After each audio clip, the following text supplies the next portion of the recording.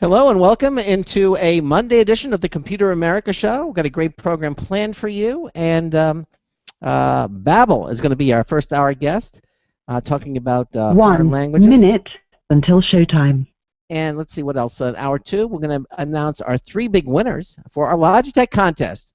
And of course, we'll be bringing you computer and technology news brought to you by Slimware Utilities, including a 3D house printed in China. Wow.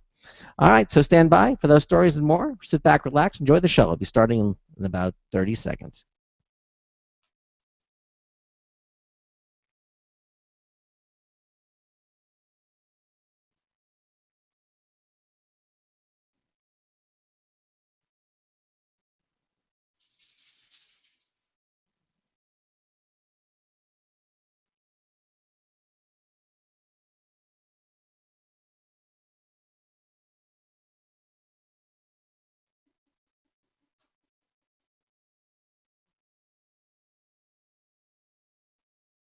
Your show will go live in 5 seconds.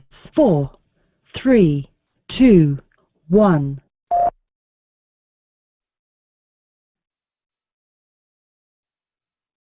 Broadcasting live, it's America's longest-running national radio talk show on computers, Computer America, hosted by national columnist Craig Crossman. Look for Craig's weekly column in your favorite newspaper. This show is being beamed nationwide at ComputerAmerica.com. Keep it here for technology news, computer products, guest interviews, and your phone calls. You're listening to Computer America. Hello and welcome into the Computer America Show. It's the nation's longest-running, nationally syndicated radio talk show on computers. Computer America is heard around the world and coast to coast. And I'm your host, Craig Crossman. And I'm your co-host, Ben. And it's Sunday! Nope, just doesn't work. You say that, but I think it does. I think every day should be applause-worthy. Well, yes, it is. That's very true. The fact that we're here definitely makes it applause-worthy. Well, welcome into a Monday edition of the Computer America program. I know a lot of you who entered into our 6-week Logitech contest are on the edge of your seat because we're going to be announcing the 3 big winners for our Logitech contest. And for those of you who missed out or didn't do it, well, guess what? We restarted a new contest. That's right. Just go to our contest page at ComputerAmerica.com, and you can start your entry to win one of those 3 great prizes from Logitech. And we'll be announcing those winners in the Jack in the chat room says, Logitech contest? I hope it's not too late to get in. Yeah, right, exactly. No, actually, it's the furthest thing from late. You're just in time to get into the new one. You're cutting edge. Actually, we're already getting a lot of entries for the new contest, but certainly, check it out. The entry form is on the contest page itself, so it's really easy to enter. And we'll talk more about that in the second hour.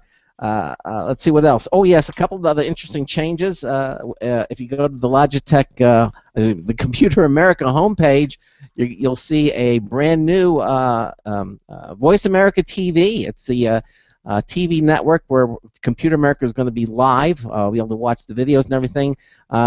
We still don't, it's not in place yet, but we at least we're far enough along to at least put a link or a banner on the homepage, so you can see more about that at ComputerAmerica.com. As it gets closer to fruition, we'll fill you in more about that. But it looks very exciting, and we're thrilled to be featured on VoiceAmerica.tv. So, anything else? We can no longer make the joke now that Craig has a face for radio or I have a face for radio because we're going to be on TV. That's right, exactly. Well, technically, if you think about it, we've been on TV because we have our live Computer America video stream, and yeah, I know, but we did that. Yeah. Well, let me just tell you, if you have a question for a guest tonight or anything having to do with Computer America, it's really easy to contact us. Just dial us, pick up the phone call, 347-884-8881. That's 347-884-8881. I'll get you on and get you through. Email is live, L-I-V-E, at ComputerAmerica.com. You can also join us in our live interactive Computer America chat room. Just click on the chat room /live video button.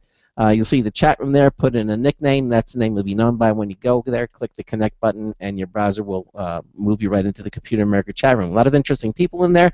certainly love for you to join and hang out with us. And of course, sharing that same page on the right-hand side is our live Computer America video streaming page. Just click on it, and not only can listen to the Computer America show, you can watch the Computer America show. So there you have it. That's how you can interact with us while we're live and on the air. So anything else you want to mention before we get started? Bring our guest on? No, we should just jump right into it. Okay. Okay. Well, our guest tonight is from a company called Babbel. And according to them, Babbel gives you everything you need to speak, write, and understand a new language. You can set your own pace. You can learn what you want, when you want.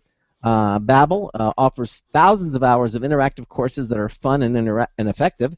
You can put your new language in context and stay actively engaged with relevant scenarios, from travel to work to hobbies to social situations. Their course objectives are based on the common European framework of reference for languages.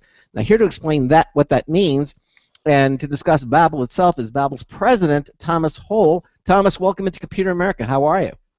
Thanks for having me. I'm super excited to be here on the show. Absolutely, and we could. I was bound to happen already in the chat room. They want to know if it's the same thing as the Babbel fish.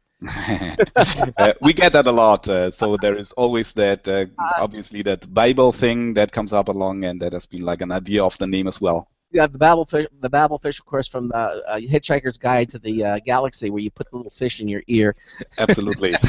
Well, it's not quite that, no, but so I mentioned a couple of things, and I mentioned this the common European framework of reference. Yeah. But why don't you first tell us a little bit about Babbel itself, the company? Yeah, sure. So we founded Babbel in 2007 when one of our co-founders wanted to learn Spanish and didn't find anything good online. So we all came from the music industry, developed music software for producers, DJs, and if you look at that space, it's like always great to see how many products that are out there that are really built, really well designed. Many people spend countless hours to actually do great work there. And then we looked online, thought like there must be something in there, and there wasn't. So we asked ourselves, how can that be that there is basically nothing out there? And then we started to work on building a product that we ourselves would really enjoy to use. And today we have about 300 employees and freelancers from 29 countries and have offices in New York and Berlin. So it is a really great story how that developed. Yeah, so, it sounds like a real book. Real quick, by the way, 300 employees. Isn't it once the lesson is written and you have the software pretty much in place? Like, why would you need 300 employees? Are you guys continuously tweaking it, changing it? Redoing the lessons? Like, why that many employees? Yeah, so that's a really good question. So most of the employees actually work on the content parts. So what we look into deeply numbers, it's like figuring out an American that wants to learn Spanish obviously needs a little bit a different product than a French guy learning Spanish. Obviously, because the languages you come from are so much more different, so we need to explain different things. And what lots of these people are actually doing is like looking into actual usage patterns and figuring out where can we actually do better. So compared to like traditional methods of learning a language like books or multimedia CD-ROMs or anything like that, we really look into like how people are using our product and making it better from all the feedback that we're gathering. Now, let me ask you this. I understand the merits of learning a language, but in the day and age that we live in now, it seems to me that English. Would you agree with me that English tends to be is becoming like the main language of the world? That more. I've heard that if you speak English. American egocentric aside, I have heard that English is. If you speak English, you can get by just about most anywhere. Would you agree? You're the guy. That's why I'm asking him. That might be totally true. I think with English you'll get by in many countries. But I think if you want to like make really deep connections or understand your local community, or for example, have your girlfriend in Spanish, and I think it's a nice thing to be able to learn some Spanish and to speak some Spanish. I think this whole language learning is really enriching people's lives as well. You said you have your girlfriend speaks Spanish, and you don't speak Spanish. That might happen. Yeah, absolutely. Well, let me ask you, and then the other side of that coin is that, okay, I just got a copy. I just got it was in the news today, and I just got a copy on my smartphone, the latest version of Google Translate, and that thing is getting really close to like the Star Trek Universal Translator. You can literally speak, and the other person can speak, and you'll hear what they're saying instantly translated onto your smartphone, and you can speak back to them. And they've got so many languages. And the other side is Skype too, is trying to offer instant translators. It's what's your thoughts about that? I think this is really fascinating technology, and I think this will make the lives for so many people so much easier. On the other hand, what we're all about is like the fun of learning as well. I think people or mankind has like all those the crave to actually learn something new, to enjoy themselves. And if you look into different languages, it's really fascinating. You learn so much about yourself, about your own culture in that way as well. Kind of like the way we have sentences or words for different phrases that might not exist in other languages. And so I think the need to actually be able to express yourselves really, really deeply and take really advanced concepts into place, I think that will never really go away. No, and I agree with you. Although they say some people are more inclined. I mean, I have a friend who speaks 6 languages fluently. They say you either have a mind that is more inclined, a lingual mind, that's as opposed to, let's say, a scientific or a mathematical mind. I mean, do you have to have a predisposition to speaking or learning different languages, or does Babbel help you get around that? I don't think there is just one way to learn a language, and the way we build actually our product is that we're taking lots of different concepts into play. So we have like spaced repetition algorithms that take care of like repeating words in exactly the same amount of time that you need to actually learn them. We have different grammar rules. We teach you really slowly words and phrases that you actually really want to use. So I think it's all about combining so many different methods, and I would probably disagree that there is only one type of person who is like naturally inclined to learn languages. I mean, we all have learned a language, right? Yes, we have.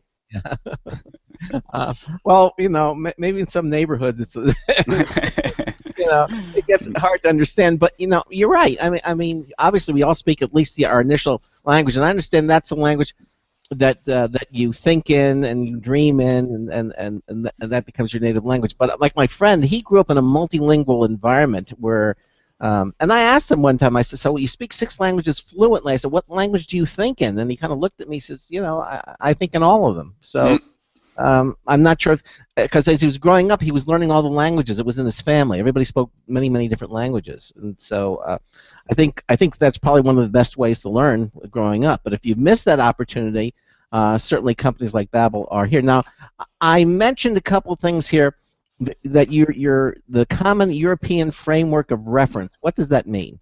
So that basically is some kind of assessment to figure out what exactly you're capable of doing in a different language. So it goes basically from A1, which says like you're able to express yourselves, like formulate sentences in really basic needs. You're able to ask for time. You might be able to send a postcard to someone, like really basic stuff. And then it goes all the way up to B and C, which is then like fluency. So you're able to express anything and will be able to use like special vocabulary when needed. All right. Now, I know it varies on the individual, obviously, but typically using Babbel, how long would an average person expect to become comfortable in another language using your program? I think the great thing about Babbel and our product, which is available on mobile and on the web, is that actually there is no such one thing as like the one approach. So we got a couple of people on the website who are using it like 10 minutes a day, and then obviously it spans over a longer period of time. We got some other people who would do what I would probably call binge learning, is that they like really dive into like multiple hours a day, use it everywhere they are, and then they kind of like reach their goal after 3-6 months, whatever they set out to do. And the great way is that you can use it like in all of those ways. So it's rather up to you. So if you get just like 20 minutes on a commute daily, that's fine. Use Babbel. But if you really want to dive into and really immerse yourself in a different language, then you can spend like 8 hours a day. Now, there are many, many attributes and facets to learning a language, because speaking it is one thing, but then also being able to read or write in that language. Now, does Babbel focus on just communications, conversational, or do you focus on the whole picture, which is reading and writing the languages as well? So there's different writing exercises we have on Babbel as well, and reading obviously is important to kind of like get a grasp of the language once you mastered some basic ground rules. So our focus is mostly on the really beginner side, but that in different languages then expands on to like the B level that we talked about, which is more like an intermediate level where it's much more important to read and write as well.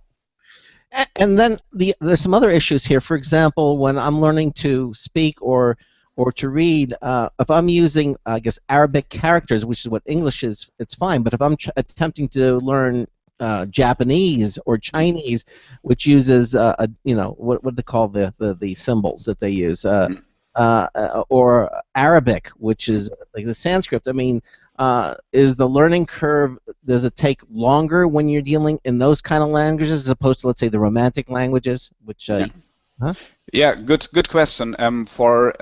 Actually, we introduced Russian last year, which was our first language not incorporating, not using Latin alphabet, but rather the Cyrillic alphabet. Yes. So what we're typically doing in that kind of language, where we need to introduce a new system, is that we're going to teach you the alphabet first. So you're at kind of like, we have like a really slow introduction to the language where you might just use like 3-letter words, 4-letter words that are really easy to grasp, and build like the alphabet in parallel to your vocabulary. So that's our approach. Like English, you can learn cat, dog, that type of thing. Exactly. It says like for Russian we had like tam, which means there, or kak, and like really short words that are useful, but employ the least amount of new alphabet. And then, of course, there's the grammar aspect too, because putting this all together I think that's one of the reasons German is so difficult to learn, because my understanding is that everything kind of gets reversed, than the thinking process of English.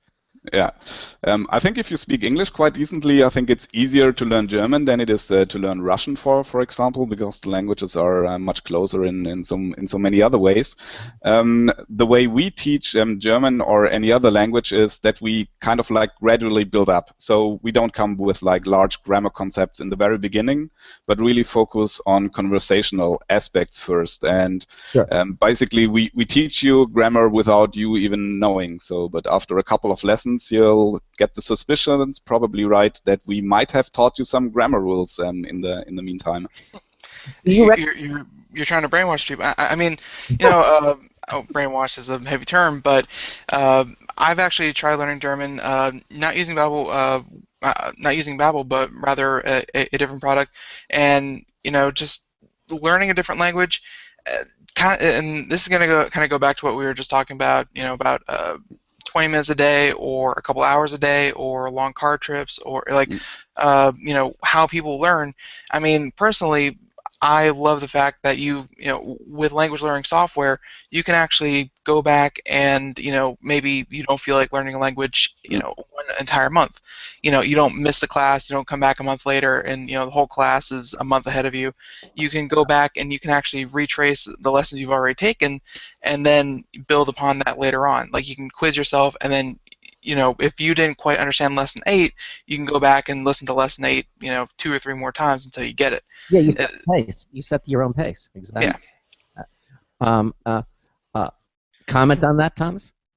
Yeah, absolutely. I think that's pretty important to many of our users to be able just to stop and repeat things and actually not be embarrassed. I think that is something. If you go to a classroom, not all people are actually like really, really willingly to stand up and speak and maybe make mistakes. And with products like ours, it's pretty easy to do that at your home where nobody really sees you, and you can try as many times and don't feel stupid, but rather learn something and enjoy that. Do you recommend? I'm pretty sure I know the answer to this question, but do you recommend people when they're learning a language that they learn only one at a time? Let's say I'm gonna learn German and French, at the same time, or should they focus just on one language at a time and learn that?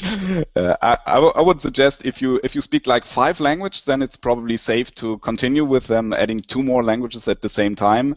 But if you really start out with like your second or third language, I think it's best just to stick with the one of them, especially if they're pretty close, like French and Italian, for example, or French and Spanish, because else it gets pretty easy to confuse the 2 languages in there. Yeah. I never really thought of that, but when you're learning something like a language, well, yeah, you're right. If you have 5 or 6 languages on your belt, that's fine. That certainly makes sense. Now you said something a little earlier that kind of rang a bell, and I just wanted to go back to that. And you said that Russian was your first language that did not use the standard Arabic characters. So all the languages that Babbel offers right now are the standard. Yeah, so we got 14 languages right up the belt. The most exotic one, still using a normal alphabet, is Indonesian, because they are using a Latin alphabet as well. But we really want to make sure that we develop a great language learning product. So we are kind of like really focusing on teaching something great, and we felt that for example, Russian we added pretty late in the mix, so that was like only last year, because we wanted to make sure that we actually got it right. So we're not doing Chinese, we're not teaching Japanese, we're not teaching Arabic, because we feel we need more time to actually build a great product. It's not that we can copy everything we have and just like translate it into Chinese and give it to you. That's not our approach there. I wouldn't think that would be, and I'm glad that you are taking the time, because obviously you want to do it right. So how many languages do you support now? I'm sorry, I missed that. How many? So we're supporting 14 languages, and yeah, that's like Russian, English, French, Italian, Spanish, Portuguese, Swedish, Turkish, Dutch, Polish. So if you, I'm sorry. Go ahead, Ben. No, I was going to say, of all the, and 14 is, if you just start with everything Babbel has to offer, you're going to know a lot of language.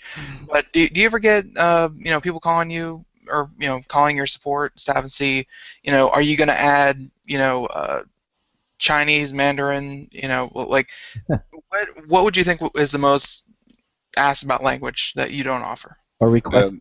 I think that's a pretty easy one. I think Chinese is pretty high on that list. Japanese probably as well. Arabic probably as well. So these are the most popular languages that people ask for. And obviously we're thinking about adding new languages all the time, but especially with those languages, it's always a trade-off between making actually the existing current product for existing customers better, or spending more time in development to do development on those new languages. And so this year, for example, it's all about really re-engaging the user and teaching the user in a better way, improving on that, and not adding new languages. In the chat room, they want to know if you're going to be offering Klingon. Well, I don't think. we get that a lot, and I actually pushed for Klingon for quite some time, but wasn't able to convince my colleagues of that. Now, obviously, now, are you considering offering, dead languages like Latin? It's not spoken anywhere, but they understand that if you learn Latin, that you really get great insight into how language works. Yeah, funny that you mentioned it, but Latin is really high on that list as well, because it's really heavily used in schools, and people actually want to have something in addition to like the dry textbooks they're getting from their schools. You think Latin might is on the rebound? I don't know where would they speak it, but you know. I don't know exactly. Since everything we have on Babbel is like spoken by mother speakers or by natural speakers, it's pretty hard to get those speakers for Latin, I guess. So we might need to revise our our pedagogy there.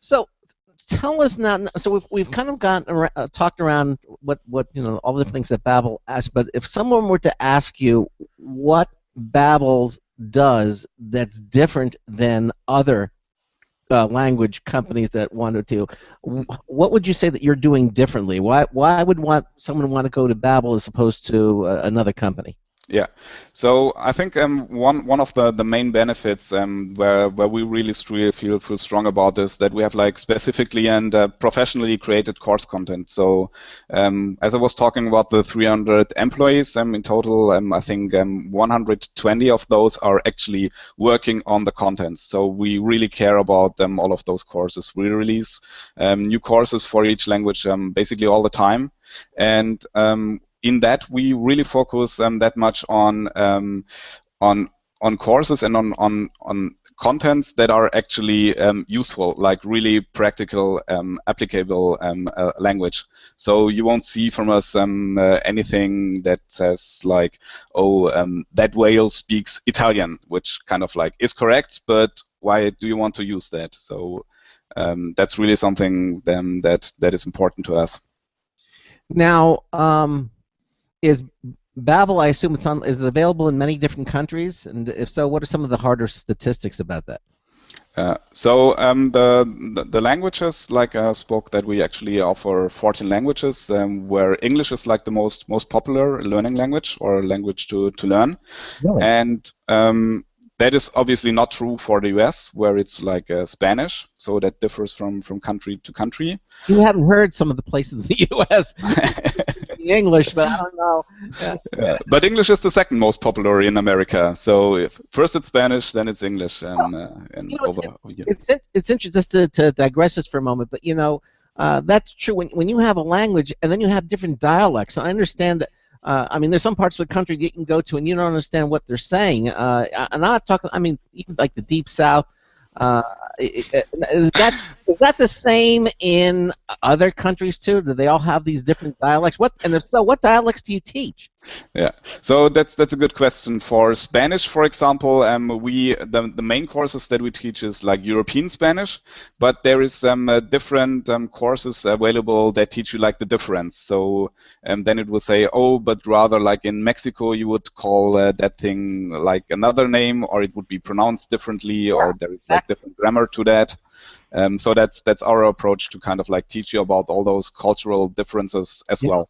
Yeah, I mean, I took Spanish from like 7th grade all the way through like my senior year of high school. That's like 6 years of Spanish, and every other year it went from, you know, perhaps my professor was from, you know, Chile to Mexico to Spain to and it was worse because like it was spaced out. So like the Spain, it'd be like yo, and then for like the one from Mexico was yo. Like yeah.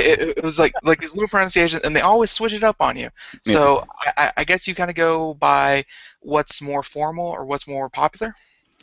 Exactly. So we go for the more formal route in the standard courses, and if you want to, there is like the deviation, so you can go sideways and say like, oh, but now I want to learn about Mexican Spanish or whatever kind of like other dialects. I mean, in other languages there are. So for example, we're teaching British English as well, but with like the addition of, okay, but in American you would actually pronounce it in a different way. So there is always the way to actually reference it back and figure out what it would be like in a different dialect.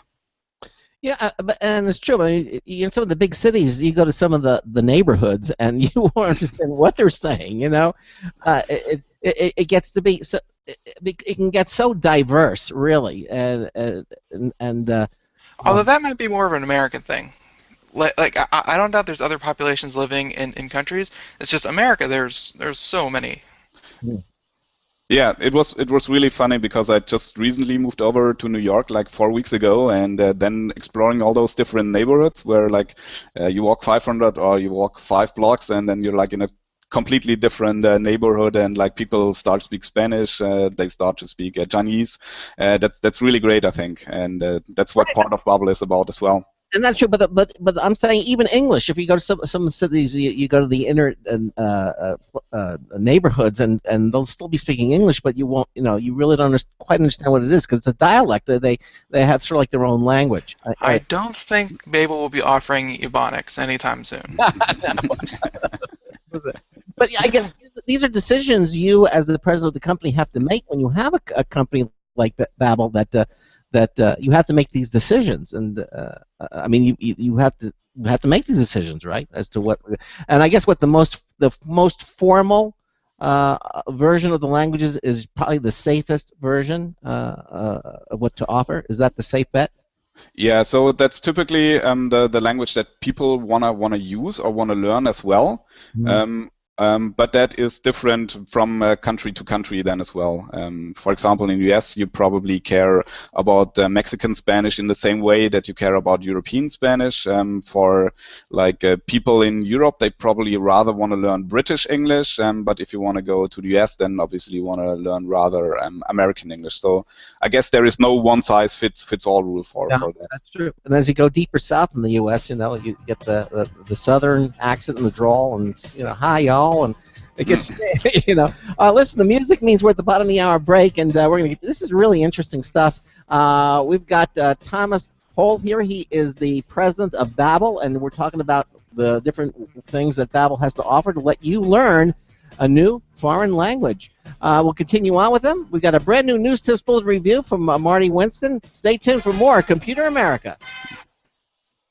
Hey everyone, have you heard about the No hair removal device that's sweeping the globe? If you want to go weeks without shaving and get smooth, professional quality results, here's our favorite host, Cheryl, for No hair removal. Thanks. Hey gals, I love talking about my No. It's this cute little hair removal system that you can take with you and use almost anywhere at home or on the road. No more expensive in-office treatments, painful waxing, and no more wasting your valuable time. Got unwanted facial hair? No has patented Thermocon technology that works on all hair and skin colors, so it's perfect for using on all body parts. And now you can take advantage of this incredible risk-free trial. Get the No, the facial kit, a travel case, and a $100 discount shopping card, and you don't risk a penny to try it. Try the incredible No hair completely risk-free. Call 1-800-953-5415. That's 800-953-5415. 800-953-5415. Hi, this is Craig Crossman, host of the Computer America Show. You have important meetings to schedule. Your company's getting ready for its IPO, and you're in charge of the PTA fundraiser this month. So how do you coordinate everyone to be available at the same time? Are you still using emails, phone calls, even text messages to schedule meetings with a group of people? How's that working out for you? Not so great, huh? It's a fact that every day, millions of people suffer from scheduling headaches. Well, with Doodle, scheduling meetings with a group of people is quick and easy. With Doodle, you can easily propose available times to each member. Each one checks off the times that they're available, and then you simply pick the time that works best for the group, all in an easy-to-read display that integrates with your existing calendar. Nothing could be more simple. Give Doodle a try for free, and like millions of Doodle users, you'll truly see how easy it is to find the perfect date and time for all your meetings. That's www.doodle.com.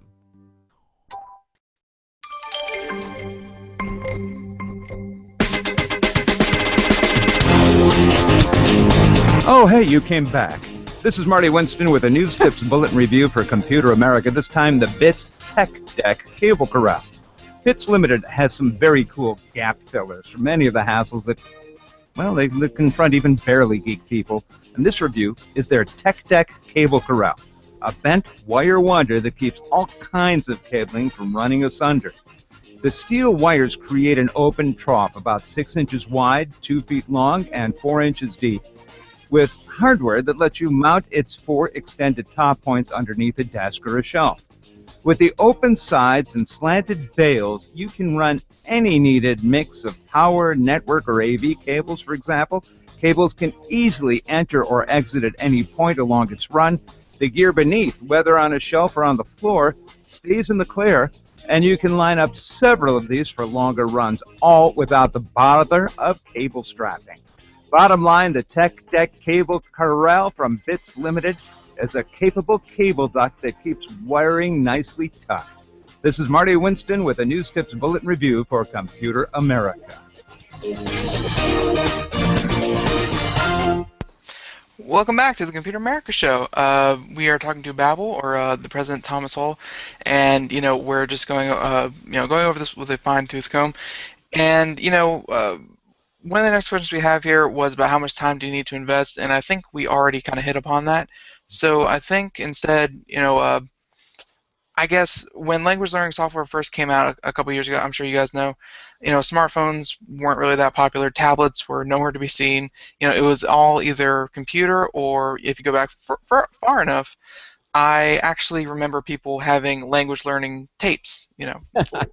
I've never seen a record, but I remember tapes. They had records too. Yes, they did. Okay, weird. Anyways, so I mean, what are you offering at Babbel? I mean, is it just for your computer? Is it for MP3 players? I mean, how are you getting these lessons to people? So basically, you have the free choice as a user. So you can use our apps, which are available on Android and on iOS. You can use it on the iPhone or on the tablet. You can use it on the computer. And the good thing is, it's kind of like where exactly you start and where you finish is completely up to you. So you could start in the morning by computing on your phone and finish later at home with your tablet on your sofa. So doesn't matter. It's like a cloud-based software delivered basically to the devices that you have. Okay. Yeah, very nice. And I'm guessing since it is cloud-based, I mean, all updates are pushed through that, so like it's never going to be, disjointed or not synced up with one. Like you won't learn something on your outdated, tablet, and then you're going to go back to your computer and it's going to be something different. So I guess it's all going to be. Exactly. So whenever there is something that might be a little bit unclear or that we can improve, then we just push that out to everywhere, and you don't have to buy a new box or a new book or a new tape to get that corrected. But you get that like snap right away once we got that fixed. Okay. Perfect. So, excuse me, I was just choking there. So let's talk about the type of people who you feel are appropriate or who will benefit most from using your product. I mean, who's your target demographic? So when we first started out, that was a little bit unclear to us as well. It was clear that we actually wanted to do a product that is for everyone. So that means like my mom as well as my kind of like sisters or anything like that. So that is basically our core belief is that really anyone can learn languages, and so we don't have something like students or targeting only like 50 plus. It's really completely across all age groups that we're seeing great success with. All right. So really, it's kind of open, is what you're saying. It's completely open. I think the market or the people that we're really after for is like people who like really want to do something, but don't have to. So they actually want to learn a language. Probably never knew that a product like Babbel already existed, and that's kind of like the latent need market, as I would call that. So. Yeah, it seems like people who want to learn a language these days, I mean, Craig's kind of right, just being an American, it's, we learn English, and most of the countries know English already, so it's not really that. It seems like the people who want to learn a second language, they want to do it for their own personal reasons. Either it's on their bucket list, or they know someone, or they want to visit a country and they want to know the language. I mean, it seems like people who would be seeking out a company like Babbel would be, they want to learn a language. It's not that they're forced to. So I would guess your numbers for people who actually, kind of stick to it and learn a new language would be rather high. Yeah. So I think that is one of the greatest challenges for all language learning products, or all learning products in general, for people who are like self-motivated, is to actually get them to stick with that. Because I mean, I think we all know that you start the new year, you have like new things that you want to do, you want to hit the gym more often, and like in the beginning, motivation is pretty high, but then if kind of like the gym is not really in there, then life gets in your way. So we're really happy that we already have a product that is working. So our customers are staying with us for more than 12 months at a time. Which, if you compare that, especially to all the traditional CD-ROMs and books that basically sit on your shelf after you like spend 2 days with that, I think that is a pretty fantastic number that we're seeing. No, that's very impressive. You say here that 12 months. That's for user retention of the. Is that a long time for that? Is that typical, or? It's pretty hard to get numbers across the industry, because everyone is so secret about those. I think all of the studies that I've seen in terms of CD-ROMs, etc., I think the typical lifetime is rather like 3 months, like pretty low, and compared to that. Yeah, that seems to be the case. I would agree. Let me ask you this. Just out of curiosity, Thomas, what's your background? You mentioned you're a musician. Is that? So I would consider myself an entrepreneur. So like even at the age of like 15, I always wanted to create things. So I'm an engineer by background. Like I always really enjoyed like hacking stuff, working on software, programming. So I taught myself BASIC and then assembler and basically all the nerdy computer stuff like 30 years ago. From is it 30 years? Yeah, something like that already. And then I like had my first company with a couple of friends, and during school we produced music software, like to enable everyone to actually produce their own tracks in their free time. We sold the whole company to Native Instruments, and one of those products now is actually Traktor, which is one of the largest DJ tools.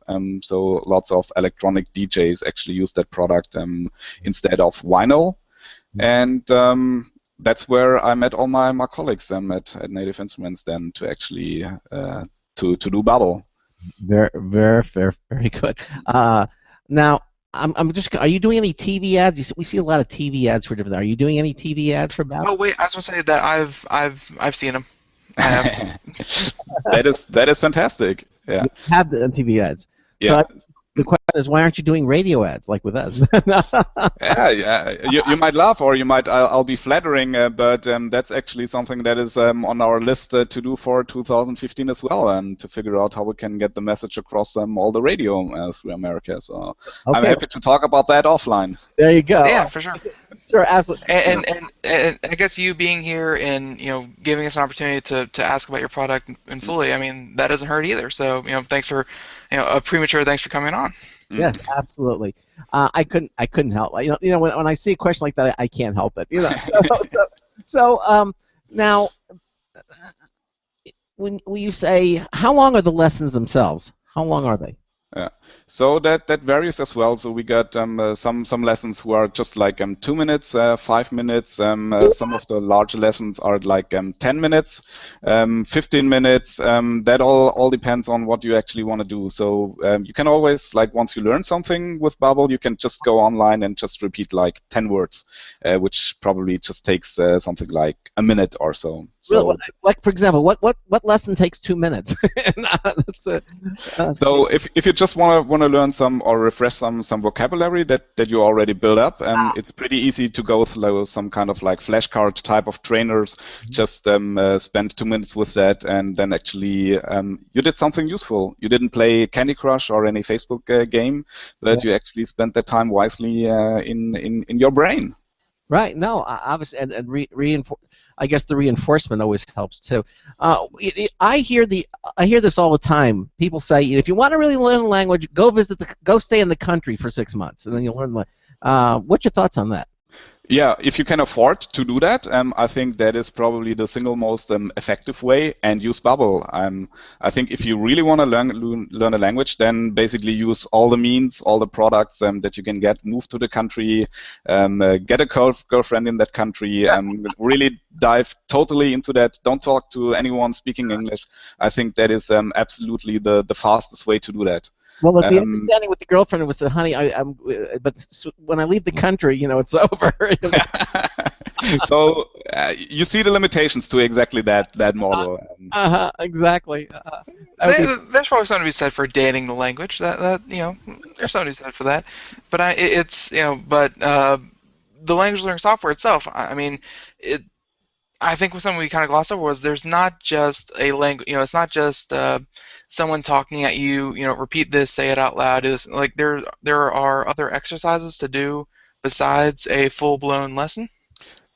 So our lessons have lots of different type of exercises. So it's not just like one lesson. So for example, we have dialogue kind of exercises where you can listen to dialogues and fill in different options. Kind of simulate a real-world experience. Then there's other exercises that let you type stuff to figure out how good you can actually spell out words and remember them. There is different other kinds of exercise, like speaking exercises. So you should repeat words just to pronounce them rightly. And there is speech technology in there to kind of assess you and give you an indication on how close you went. So there is a lesson is not just one thing that we repeat all over again. There is quite some variety in all the different exercises and exercise types we got on the platform. I don't know if you watched. I watched a special one time. I think it was on Nova. They talked about this fellow who he was actually a savant, but he was he could actually get along in the real world, and the challenge was him to learn Icelandic in a week. I saw that one too. Yeah. I don't know if you saw that one. No, but I need to put that on my list. Yeah, it was amazing. He was actually able to learn, and Icelandic is evidently one of the most difficult languages to learn, according to the. Yeah, because there's not really any other language that's kind of close to it. Maybe a few Nordic languages, but it is pretty much a language unto itself. And then they had him come on TV, and he had a conversation with the newscaster, and he had explained that he was studying it for a week, and he learned Icelandic in a week. Now that's for but if you're not a savant, then this is probably something that you're going to want to know about, Babel, because we can't all be that way. Let me ask you this: how much does Babbel cost? I keep saying Babbel. How much does Babbel cost? Is it free, or is there a cost behind it? What is it? So you're free to download the app. So it's a free download. You can go to babbel.com and actually log in, register yourself, and try out different lessons. And after that, if you think that is really something for you, then it starts as low as $6.95 per month, on a yearly subscription. Oh, so it's subscription based. It's not. It's a subscription based, exactly. Yeah. Well, that's good, I would think, because then again then you're not pressured by the financial element. I've got to learn this language because well, now I'm at $120. No, it's over in that, but I would guess another reason for the subscription is because you guys do keep it updated. You guys do updates and do that kind of thing. So we regularly release new lessons. We kind of fix important things in existing lessons. We really care about the content and the platform, and we feel that we should align with the user.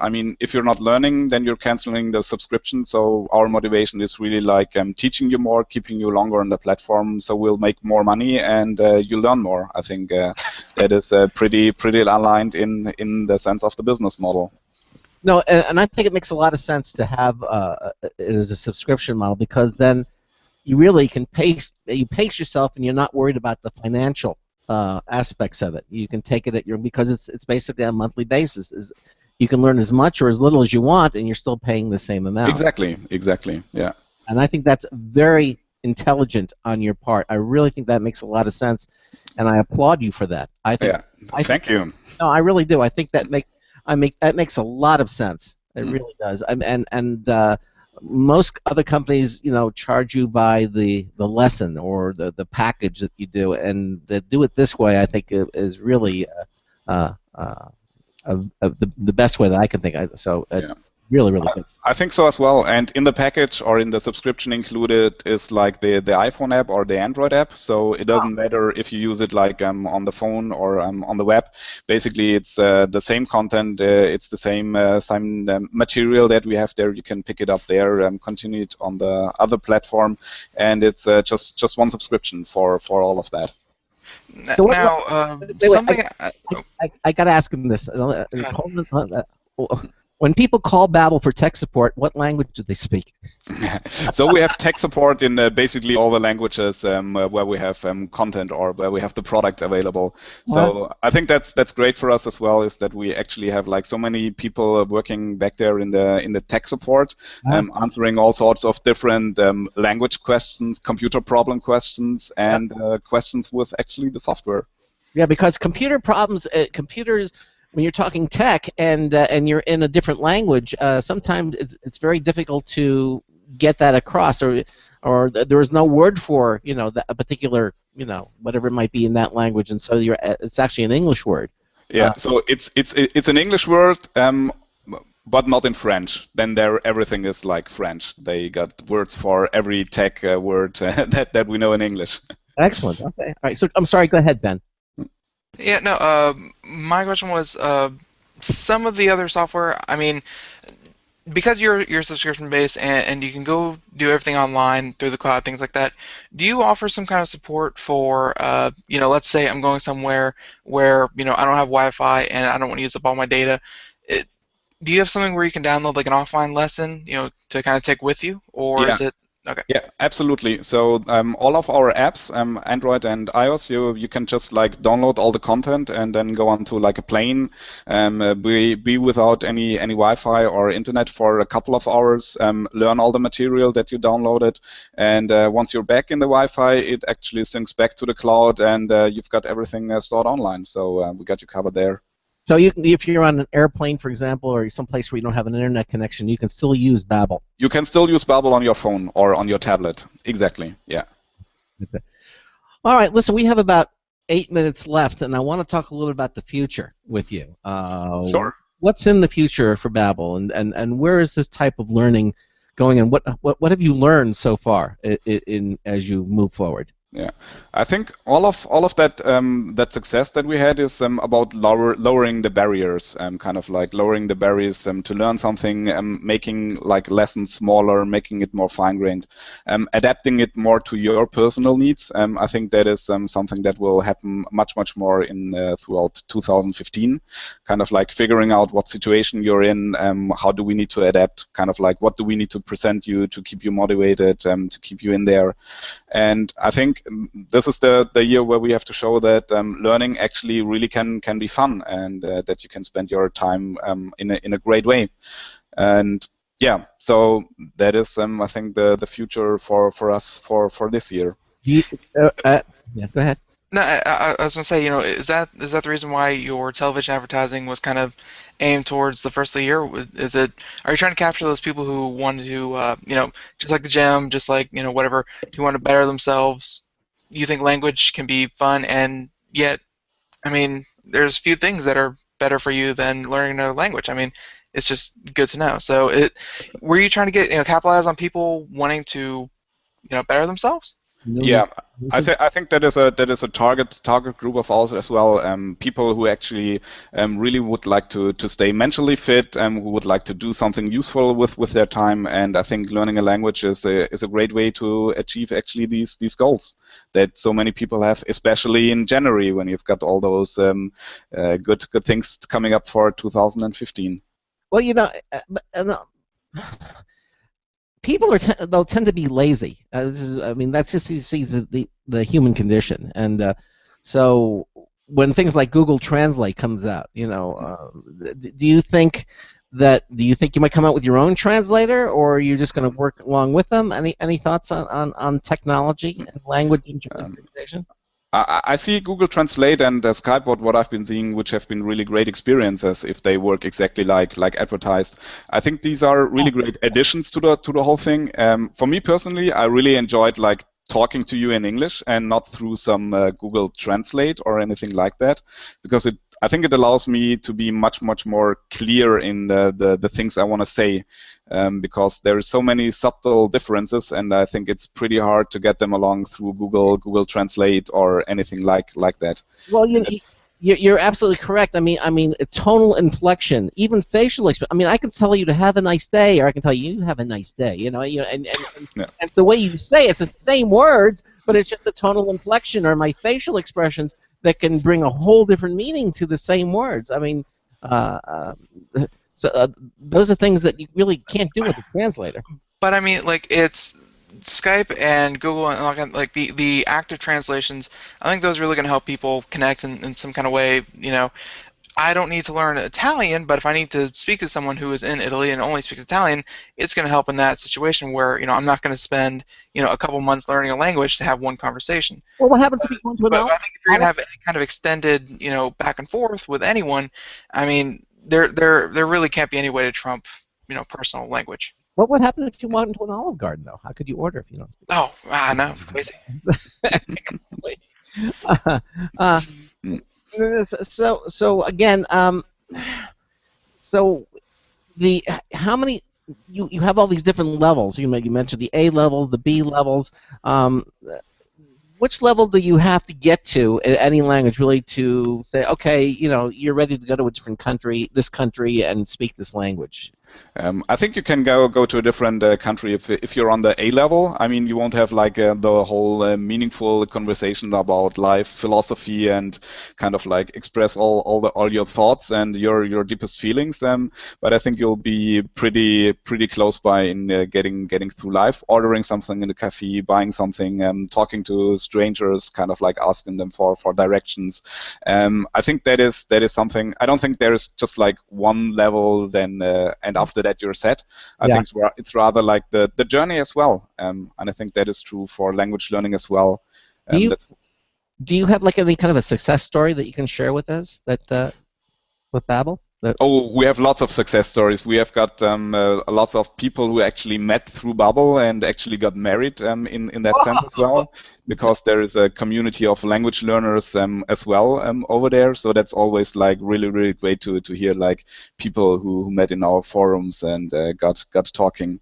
And there is a couple of other people who actually wanted to connect to their ancestors, kind of like figured out, oh, I found out that I'm kind of like have origins in France. So like my granddad was like from France, and I traveled there and learned something, and who really enjoyed the whole journey of actually all of that. Wow.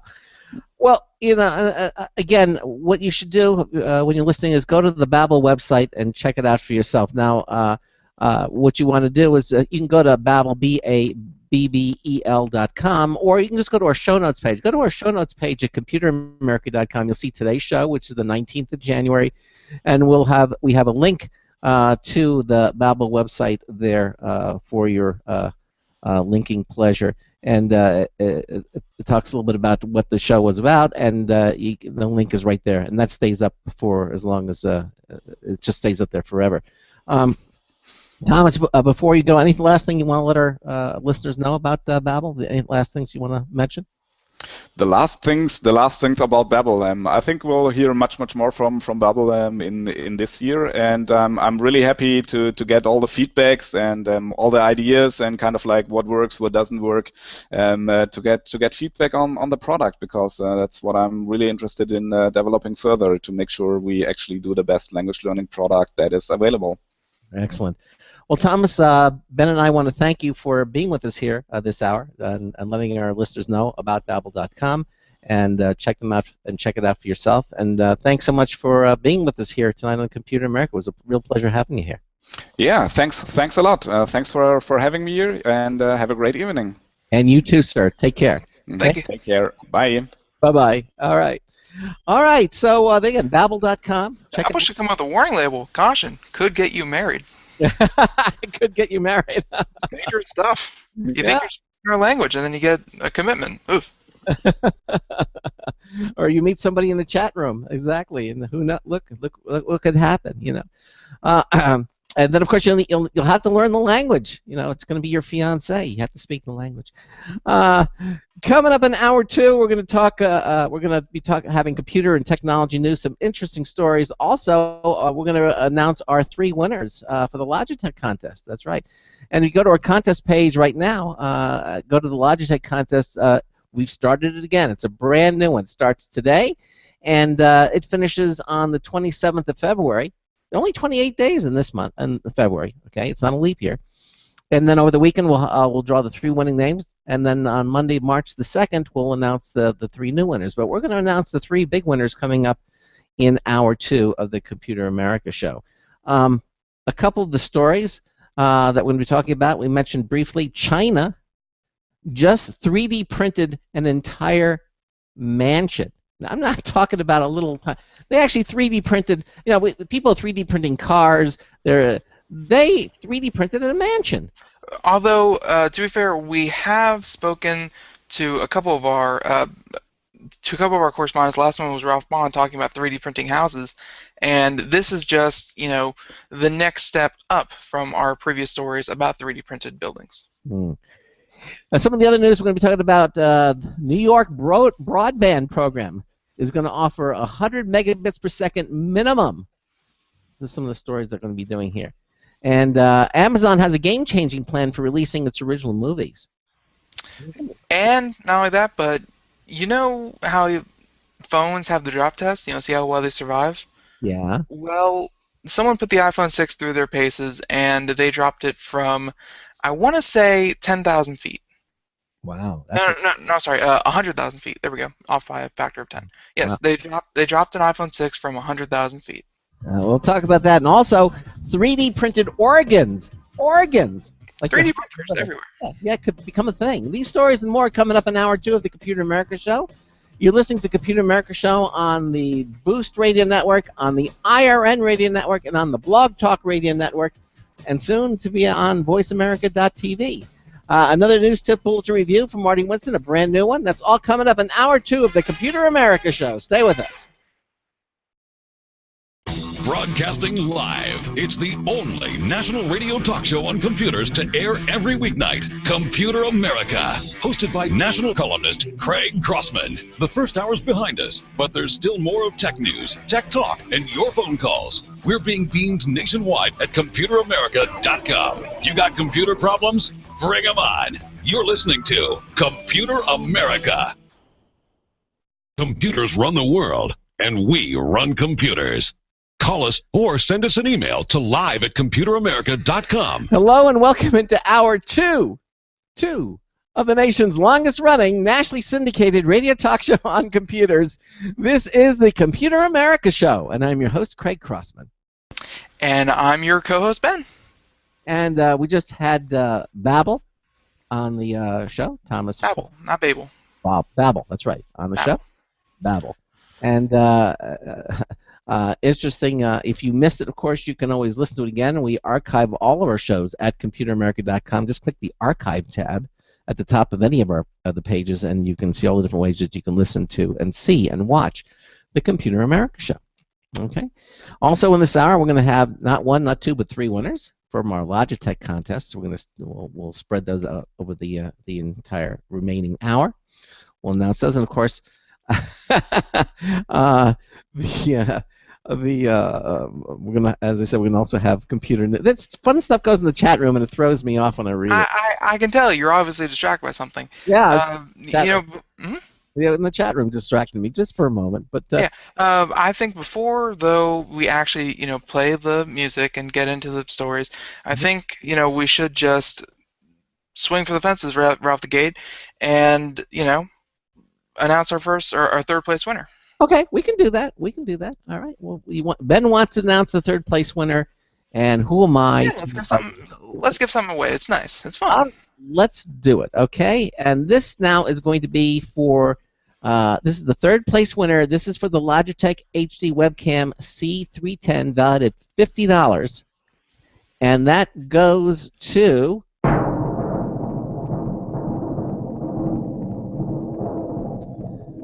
Winona Abrams.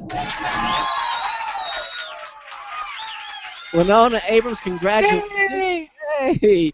Winona listens to us in Petaluma, California. We were just in Petaluma. We were in Petaluma. Yes, we were. Petaluma. It's a nice little town. And they have good clam chowder. I recommend it. Yes, they did. It was one of the many cities that Ben and I and his brother Aaron and his mom, we all visited together. It's called a family, Craig. We went on a family vacation to California. Crossman family. How about that? We went through Petaluma, of all places. We didn't bring any dogs, though, right? The dogs didn't go, but we went. Petaluma, we did go. Actually, when we were on our way to the wine country, and we passed through Petaluma. Beautiful. Mm. Yeah, exactly. Anyway, congratulations, Winona Abrams. You're our third place winner, and congratulations. And we have two more that we'll be announcing a little later on in the show. So stay tuned, okay? All right, so now I think it's time to do some computer news. All right. Tonight's Computer and Technology News is brought to you by Slimware Utilities, the official optimization software of Computer America. You can visit them at slimwareutilities.com to clean, speed up, and optimize your Windows system for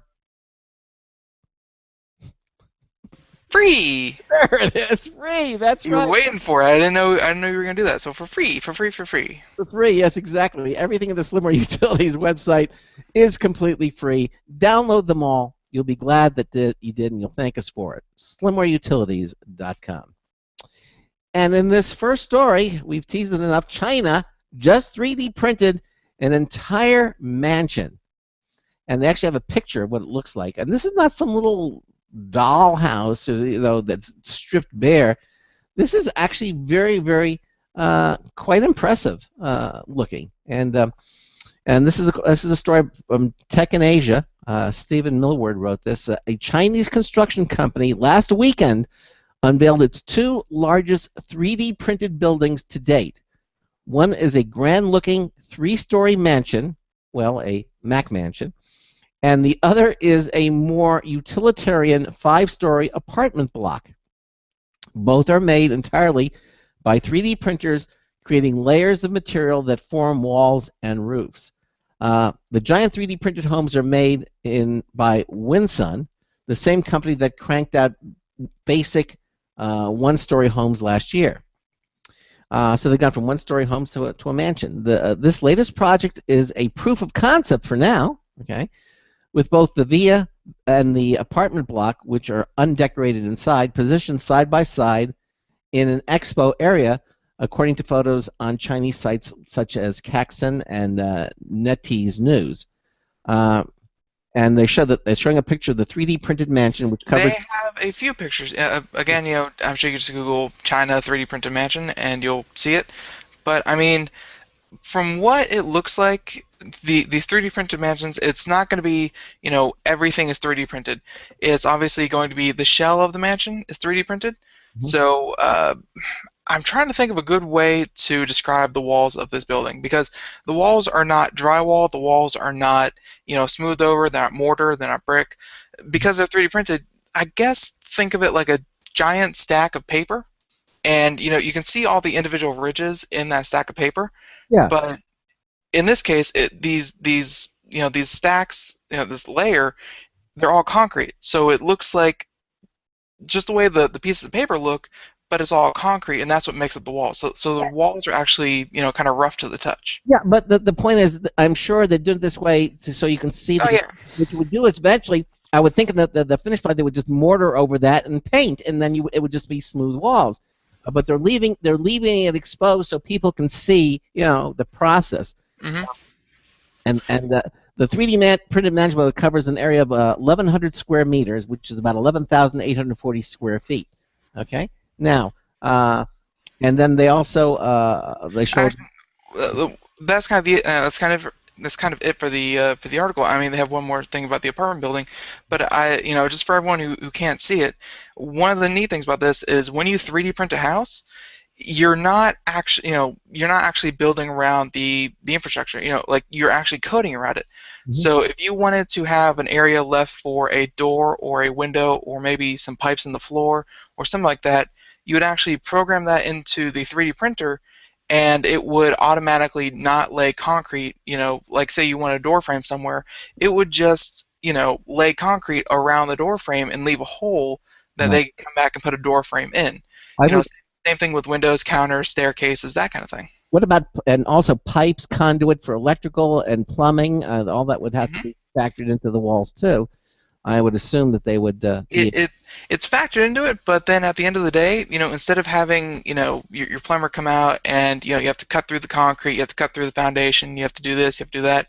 I mean, everything is coded in beforehand, and that's why I guarantee these 3D printed buildings, they take fractions of a time to put up and become livable. Yeah. Than traditional buildings. I wish they would have shown a picture of the 3D printer itself. Notice they haven't shown that picture of the printer. I've seen the equipment that they use. Think of giant scaffolding, like giant. Think like telephone, not telephone poles, but like the radio towers. Like it's giant steel structures that they kind of put over it, and they have 4 around it, and then it travels on an X and a Y axis to lay the concrete. Yeah. So like the actual 3D printer isn't anywhere, isn't anywhere on the building, in the building. It's actually hovering above the building, and then it, navigates itself over it. See, I'm looking at the pictures of the inside of the house too. And you can see there's electrical conduit that's already been laid in there. It's kind of interesting. And then also you can see there's a master staircase, and I mean it's really a huge mansion. They got a big, looks like a metal staircase, with a nice banister. It looks, interesting. But again, it's the shell, and then and I guess that you can. It's a shell, and then luckily the Chinese, though, they've already mastered prefabrication. Where I don't know if you remember this, but they actually put up a 80-story skyscraper in 2 weeks. Like there was nothing there, and then 2 weeks later there's an 80-story skyscraper. Whoa. And the only reason, and it was ready for business after 2 weeks. Like they had the doors open, electricity running. It was good to go. But it wasn't 3D printed. No, that is from prefabrication, where they the simplest way you can put it is think of like a bathroom. They would have already offsite built cabinets with sinks built in, with the plumbing already built in, with the towels and the toilets and everything already built, and then they just rush it in, hook up the middle amount of connections, and then they rush out, and then that room's done. So between prefabrication and 3D printing, I mean, if there was ever a housing crisis in China, this is going to solve that within the next 5-10 years, because you can put up a house and get it completely livable probably extremely quickly. Yeah, I would think so. And cheaply. Yeah, exactly. And one last thing is, I don't know if you've actually seen the picture. They have a picture of a cross section of a wall, and you might be thinking, what about the insulation? How's that going to work? It looks like there's actually space inside the 3D printed wall. So it kind of extrudes the concrete in a giant hollow tube, and then I bet they can come back in during the process or after the process and stuff that full of insulation. Yeah, or they use those blowers that blow the insulation. Yeah. So I mean, insulation wise, it's already built in, ready for them to put it in. It's amazing. It is amazing. Yeah, okay. Very cool. If you ever want your own mansion, wait a couple years. You might have one 3D printed for you. On site, of course. All right, well, this next story from ZDNet, it's relevant for anyone listening to us in New York, which is a lot of people. So apparently, New York and their Great Works projects, not just their sewer system, turns out that New York broadband programmed to offer 100 megabits per second minimum by 2019. Yep. So, I mean, it's right now, I think across the U.S. they're gunning for 10 megabits per second. Like that's bare minimum to be called broadband. and I think on average people are getting 32 megabits per second. Yep. So within 4 years, all New Yorkers are going to have access to 100 megabits per second, which I have no doubt that by the time 2019 rolls around, that's probably going to be on par. Wow. But it's still good. So it's a $1 billion New York broadband program would put the state 4 times ahead of the proposed Federal Communications Commission's minimum broadband download speed of 25 megabits per second. The governor announced Friday that the state would invest $500 million to encourage the private sector to upgrade broadband and roll out broadband to underserved areas and unserved areas. So not just New York proper, but sounds like the outlying citizens as well. Yeah, the state. So I guess that's about it. That's pretty much all I got for this one. It's just if you live in New York, 2019, $1 billion is being spent so that New York State can get 100 megabits per second. It's gonna continue. We're gonna see. I mean, obviously New York's densely populated, but it's not only the New York City; it's all the outlying regions of the state itself. So. Although, I mean, there can't be many, like, other than investing in your highways, your roads, and just investing in infrastructure, and internet has definitely become infrastructure. Like, it's not just water, electricity, roads, but internet as well. Mm-hmm. That's going to pay off long term for New Yorkers in general. I mean, fast internet speeds is crucial nowadays. Yeah, no, I agree. It's good. I mean, it's not like the internet's a fad and it's going away. So no, not at all. Not at all. It's certainly a wise investment.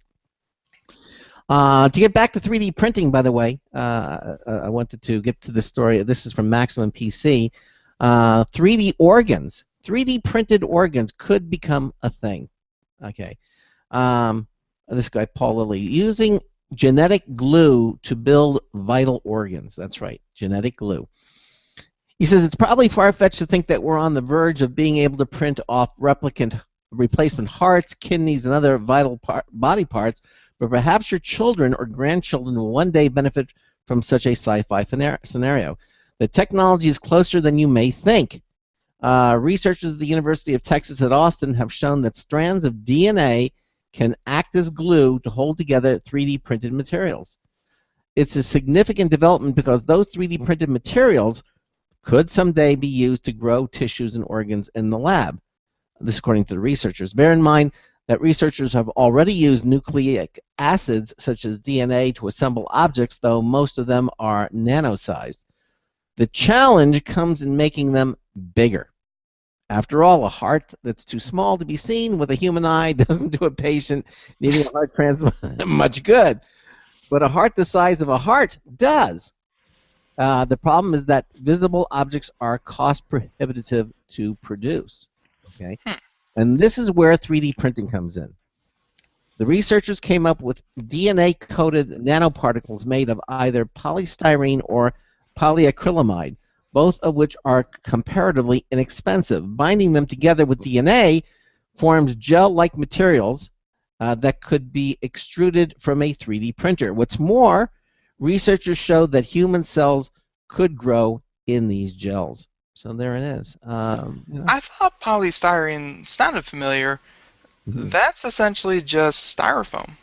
Yeah, the coffee cups. Mm-hmm. Yeah, the coffee cups, the clamshells for your food, takeout, that kind of thing. Yep. So they're thinking about, I guess they're going to make the shell of the heart, and then they're going to coat it in the DNA gel-like substance. Right. So then your body doesn't reject it. Yeah, well, obviously.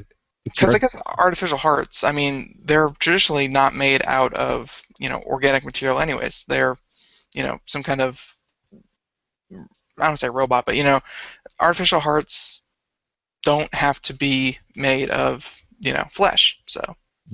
Yeah, exactly. But the metallic or the plastic ones that they're using now, even they're not. They can still be rejected, and you have to take these anti-rejection drugs, and that can also lower resistance to infection, and there's all kinds of associated problems. But again, if they're using this material that's from your own body, exactly, then you're not going to have to deal with that, and it's going to be a lot smoother. I mean, the chances of rejection probably aren't 100%. It's going to accept it, but the fact that it comes from your body, your DNA, that kind of thing, it's not just finding a suitable donor, but you are essentially your own donor. Yeah, and that's the best thing. That's the thing that really excites me on this product, on this type of thing. But again, Unfortunately, Craig, it's not going to be in our time. it does not say anything about a new brain, so Yeah. you might be SOL. Okay. It's okay. That's okay. All right, so sorry.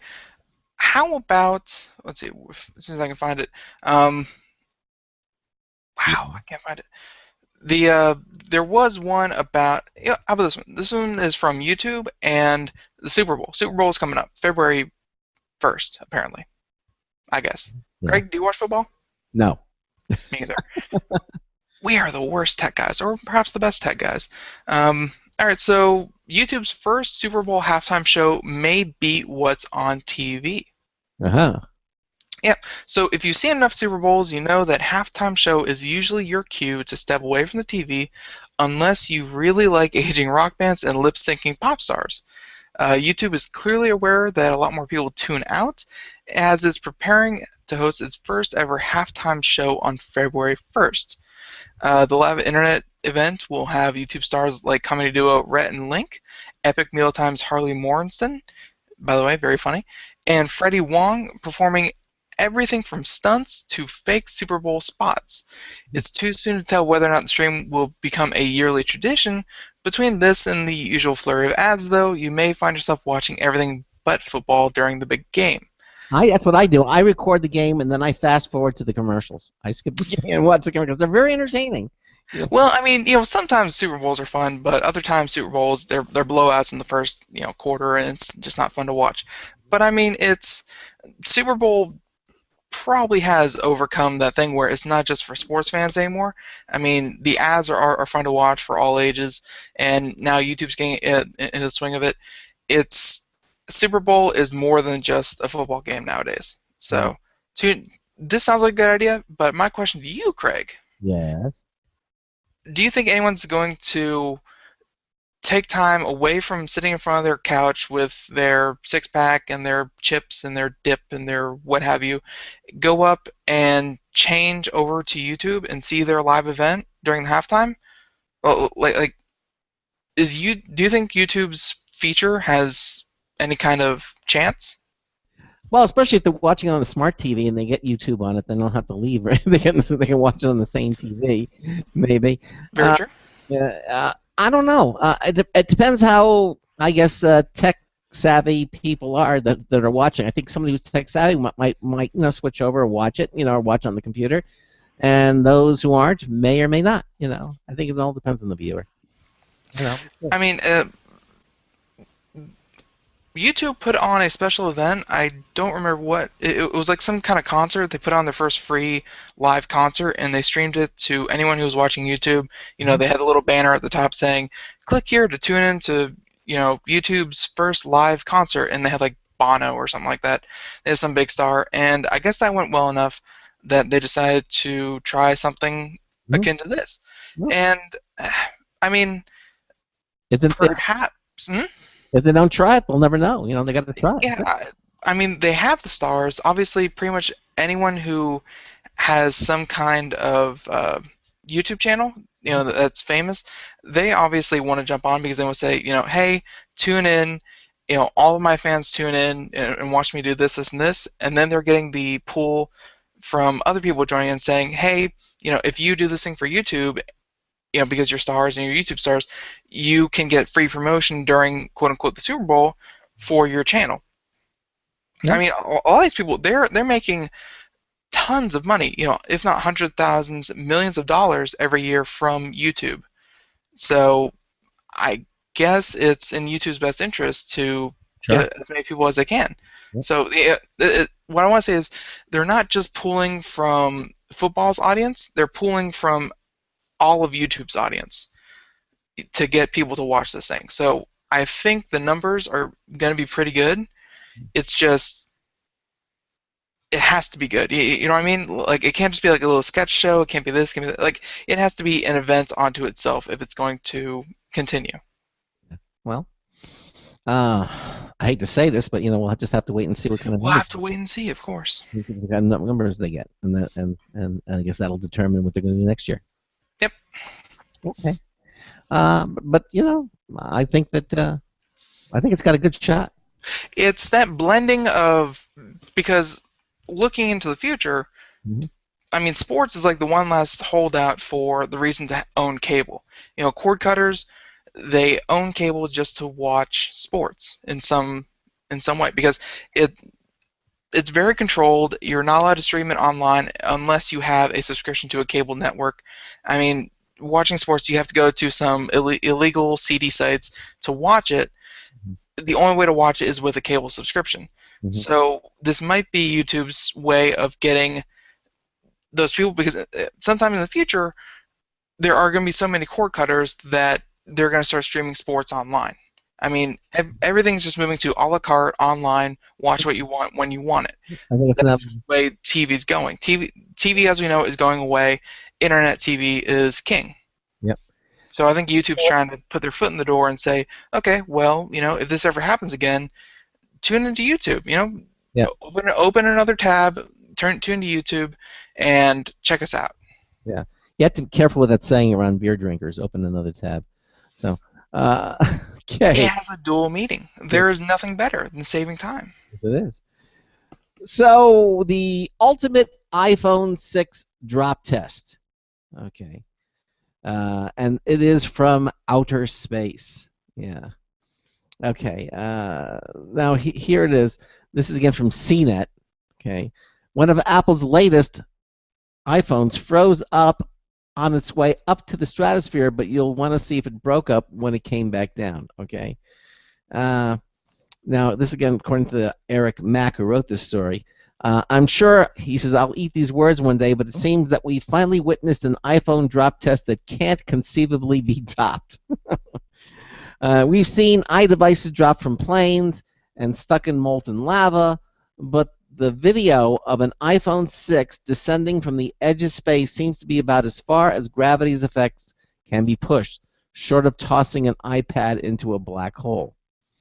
This, I guess, it all started with the Will It blend, and now they come up with all these weird ways to destroy iPhones. But the iPhone survived. Yeah. No. Well, as usual, the effort is part of a campaign to sell us something. This time, it's Urban Armor's Gear, Urban Armor Gear's composite iPhone case, which protected the silver iPhone 6 in question as it rose from the English countryside with the help of a balloon and a flight rig with 2 GoPro cameras, GPS, and a backup phone. The phone ascended to over 100,000 feet to the stratosphere before the balloon ruptured and the device began to fall.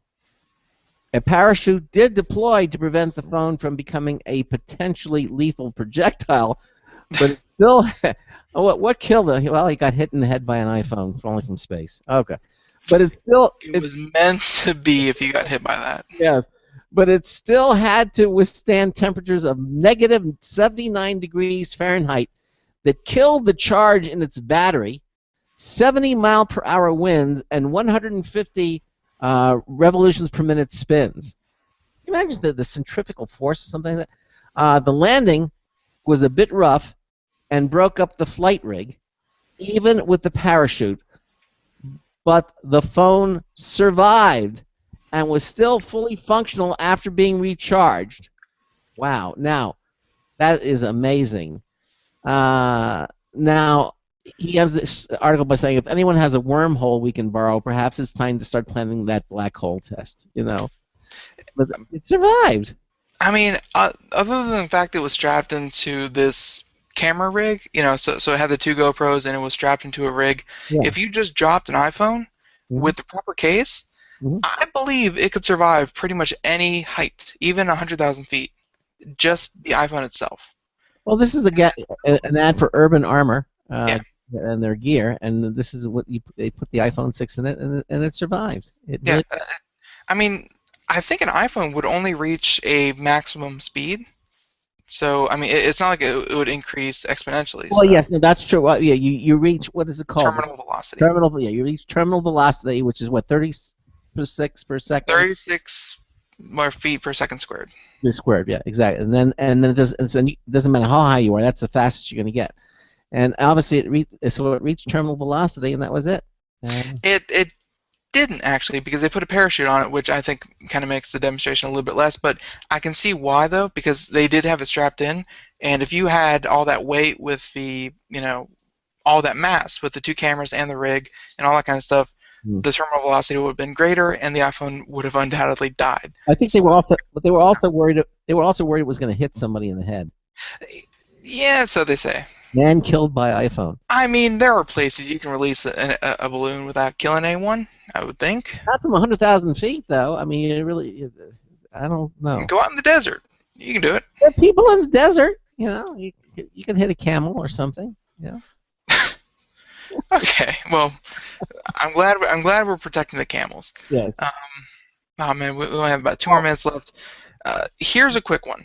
Yeah. Okay. I'm not going to read the whole thing, but apparently, if you are a World of Warcraft elite, if you are one of the people who signed on within 60 days of launch, which was way back in November 2014 or 2004, and you have kept an active World of Warcraft subscription for 10 years. Wow. For 10 years, every month. That's $15 a month for 12 months for 10 years, or $1,800. Yeah. You will be getting a statue in the mail from Blizzard. Wow. And it is, I mean, it's a great looking statue. I think it's of Garrosh, I want to say. But anyways, it's, might not be that. But I mean, it's really, really detailed. It's made of like bronze. It's like bronze casting. It's not cheap by any means. I mean, this is one of a kind. The only way to get it is to be the 10-year subscriber, and you'll get it whichever physical address you have associated with the account, and they're just gonna send it to you. Their way of saying thanks for supporting us for 10 years. Enjoy. And I'm wondering how many of these are going to wind up being sold on eBay. I mean, like the day this was announced, someone got theirs early, and they put it up on eBay for $5,000. Any takers? I would not be unsurprised if it didn't sell. I wouldn't be surprised if it sold. I mean, I know how avid World of Warcraft users. Oh yeah, no, and what a great piece. It's so hard to get it though. I don't know why would you sell it? Yeah, exactly. Hey, we got another news tip full of review, brand new one from Marty Winston coming up, and we'll have our 2 new winners from Logitech, all coming up in Computer America. Stay with us.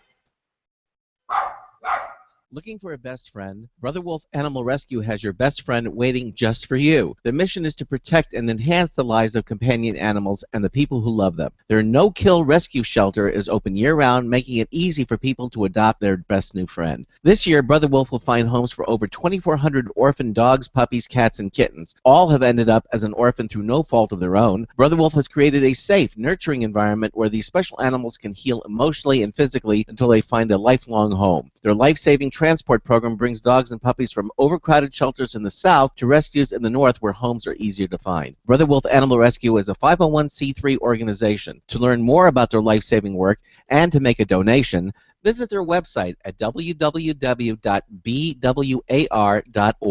That's www.bwar.org. Help to realize Brother Wolf's vision when no animal is euthanized for lack of a home. Who's a good boy?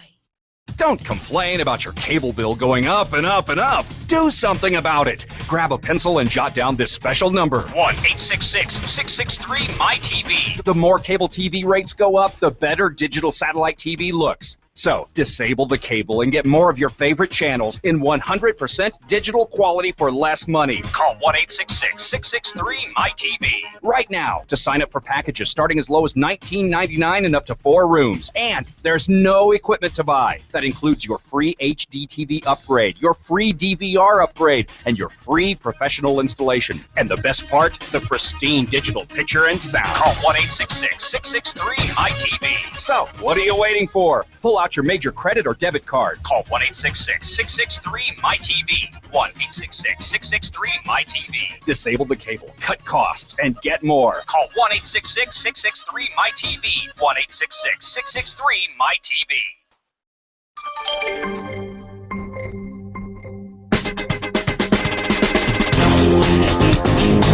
Aw, hello. This is Marty Winston with a News Tips Bulletin Review for Computer America. This time, the Acer XB280HK 4K 2K monitor. The first 4K display we got in for review is a 28-inch Acer XB280HK 4K 2K monitor. It's 3840 by 2160 pixels. A lot more pixels than you're likely to be looking at now. It's designed specifically for gamers. Later on, we'll review the lush NVIDIA graphics card it takes to drive it over a display port cable. Our judgment on picture quality begins, you don't anticipate this, with a magnifying glass. And we were impressed with the high ratio of active area per pixel, meaning the pixels are closely spaced for a better image tableau. When driven by a PC, NVIDIA G-Sync matches the GPU, graphic processor speed, to the screen refresh rate, and we note that the display is rated to 144 Hz refresh. Compare that to 60 Hz or 30 Hz for what you're used to watching on TV, with a 1 millisecond response time. Bottom line, while the 28-inch Acer XB280HK 4K 2K monitor is great for gaming, it's also an asset to legibility for everyday computing, especially with multiple window multitasking going on. We even urge users to consider biting a second bullet and working doubly productively with a pair of these. This is Marty Winston with a News Tips Bulletin Review for Computer America. Welcome back to the Computer America Show. 33 minutes past the hour. That was Marty Winston with a News Tip Bulletin Review. It's hard to say. What a long model name for that thing. I know. They can't come up with something catchier, but that's okay. But before we get back to our news, we should announce our second place winner. Yes, we should. Okay. This is for our Logitech winners for today. We announced our third place winner. We're now going to announce our second place winner. And this is for the Logitech G400S gaming mouse, valued at $60. And that winner is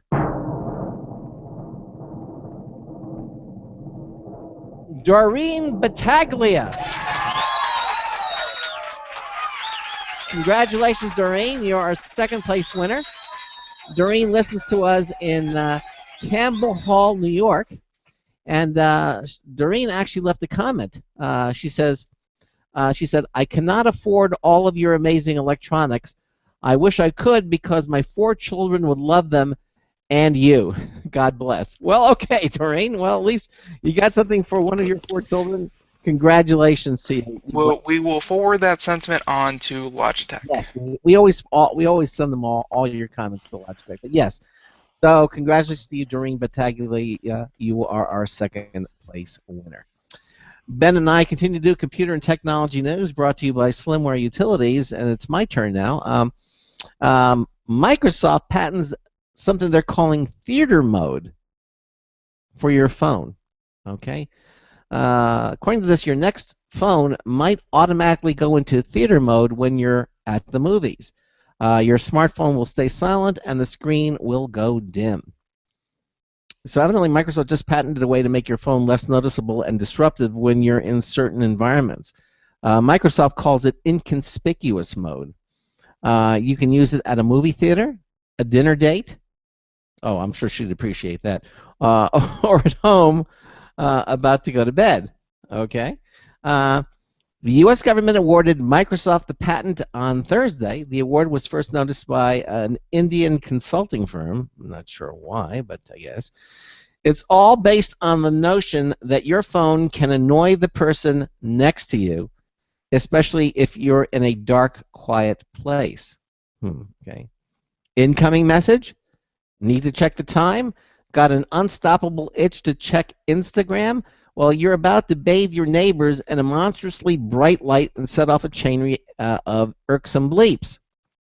But in inconspicuous mode, sounds are gone, and the screen is a faint glow. Notifications don't show up on the home screen. The time is displayed in large numbers that are easier to glance at. In Microsoft description, you could tailor the inconspicuous display any way you like. Maybe it only shows text messages or it dims more than normal. But the key feature is that it would be automatic. It would go into this mode if your phone's GPS detects you're at the location of a movie theater, or if a restaurant or stage theaters or Wi-Fi or Bluetooth beacon tells it to. Or if your phone's light sensor detects darkness while the microphone also detects silence, like just before a movie starts playing. To figure this out, the phone could even tap your calendar or your recent mobile payments. If you bought event tickets at the counter using tap-to-pay technology, your phone would know when to go quiet. Now, if this gets popular, venues will probably be quick to embrace it. Mobile phones use in theaters is so pervasive nowadays that brief "please silent your phone" requests are now full-blown pre-movie short films. That's very true. I think of the whole thing that silence your phone. Yeah. Yep. And every performance by the New York Philharmonic is preceded by a 30-second pre-recorded plea by Alec Baldwin. It's downright embarrassing.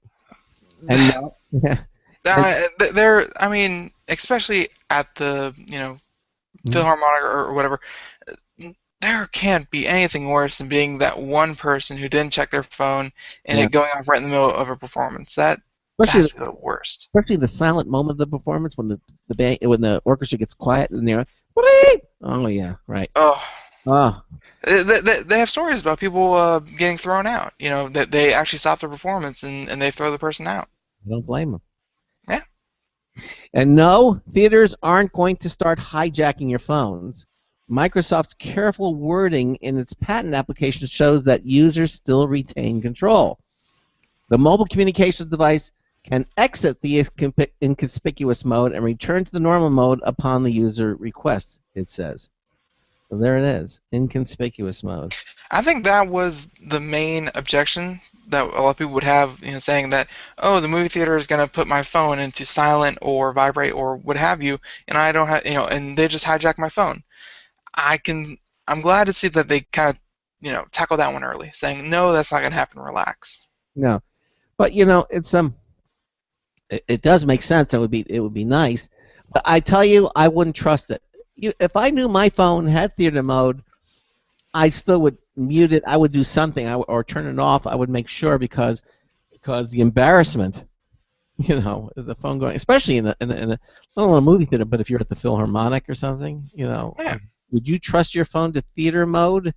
I can say, I had it in theater mode. I did, but it didn't work. I mean, I trust it. As much as I trust airplane mode to work when I'm on an airplane, I would trust it. Mm. I would. Well, I don't know. But see, if airplane mode just kills all the out communications, Bluetooth. Exactly. So I mean, it can't be that hard to change a few settings with one mode. Yeah, but let's say it didn't. Let's say you were relying. It says, I know that it knows that I'm in a theater, so it's going to detect on GPS and it's going to put it in theater mode automatically as I walk into the Philharmonic. I don't think I would trust it. I would still put it on silent or something. There's too much could go wrong. It's worth a shot, and I applaud them for actually doing that. Yeah, I do too. I just don't know if I would trust it enough. That's me. I think I would. Okay. So, but what were we talking about? We're talking about news, and this particular one I found here is okay. Admittedly, we are computers and technology. Yes, we are. Science has some role in that. This next story involves a little bit of science, but I think it's worth going over. And this one is about a study back in 2011. This one from Ars Technica, and it's about fish on ecstasy. I saw this. Runoff from music festival contaminates river. Mm-hmm. So last week, the American Chemical Society released the results of a 2011 study that analyzed the water before, during, and after a massive music festival in Taiwan. In news that shocked roughly 27 parents and 600,000 plus crowd of young people at the Spring Scream Fest, apparently they introduced a large amount of MDMA, ecstasy, caffeine, and antibiotics into nearby rivers. Which was what was less obvious, according to the study, was the intense impact on an isolated, high-attended event could have on a region's ecology. So to our knowledge, no study had been performed of this kind.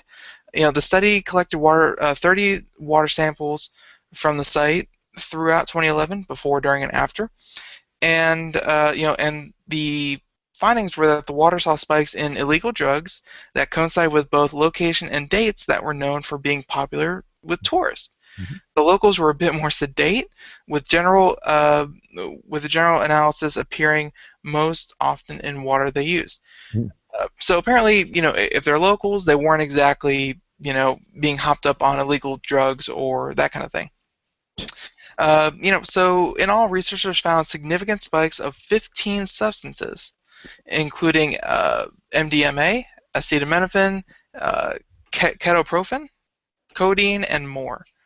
So, and they think could pose a range of low to high risk to the aquatic life near Taiwan's Kenting National Park. That's about all I have, but I mean, it's a great question that they kind of posed I hadn't thought of before, which was, well, I guess no one has, since this is the first study of their kind. I mean, you hear about these events, Burning Man, that kind of thing. Admittedly, there's no water sources, for Burning Man to really mess up. But these big events with a couple 100,000 people, I mean, how big of an impact do these 1, 2, 3, 4 day events have on, the surrounding area? I have no idea. So, thought about it. What would happen at Woodstock? Yeah, think about what happened with Woodstock. It was an interesting study, so I thought I'd bring it to your attention. Yeah, well, I appreciate that. But as I've never had any thought about it until you brought it up. It's interesting. I know. I didn't think about it either. So yeah, that's it.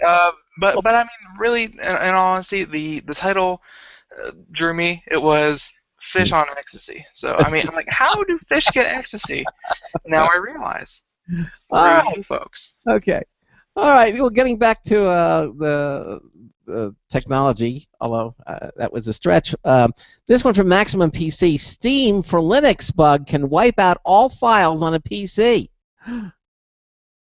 Even files on external storage devices are not safe, according to this story from Maximum PC. Is it barely a fortnight into the year, and we have already got ourselves a strong contender, if not a shoe-in, for the year's scariest Steam bug.